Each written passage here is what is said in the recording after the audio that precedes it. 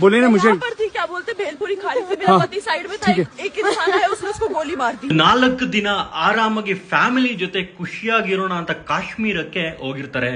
ಹೊಸದಾಗಿ ಮದುವೆ ಆಗಿರೋ ಗಂಡ ಹೆಂಡತಿ ಹನಿಮೂನ್ಗೆ ಅಂತ ಹೋಗಿದ್ದಾಗ ಅಲ್ಲಿಗೆ ಒಂದು ಪಾಕಿಸ್ತಾನದ ಟೆರರಿಸ್ಟ್ ಇವ್ರನ್ನ ಕೇಳ್ತಾರೆ ನಿಮ್ದು ಯಾವ ಧರ್ಮ ಅಂತ. ಅವರ ಬಟ್ಟೆನ ಬಿಚ್ಚಿ ಅವರು ಹಿಂದೂ ಅಂತ ಕನ್ಫರ್ಮ್ ಆದಮೇಲೆ 30ಕ್ಕೂ ಹೆಚ್ಚು ಜನನ ಹತ್ಯೆ ಮಾಡ್ತಾರೆ ಕಣ್ರಿ.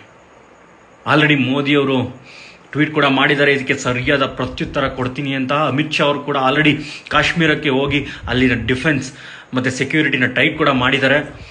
ಸತ್ತ ಆ ಜೀವಗಳ ಆತ್ಮಕ್ಕೆ ಶಾಂತಿ ಸಿಗಲಿ ಅಂತ ಕೋರೋಣ. ಆ ಟೆರರಿಸ್ಟ್ಗಳಿಗಿಂತ ಭಯಂಕರ ಆತಂಕ ಯಾವುದು ಗೊತ್ತಾ? ನಮ್ಮ ಜನರ ಮೌನ.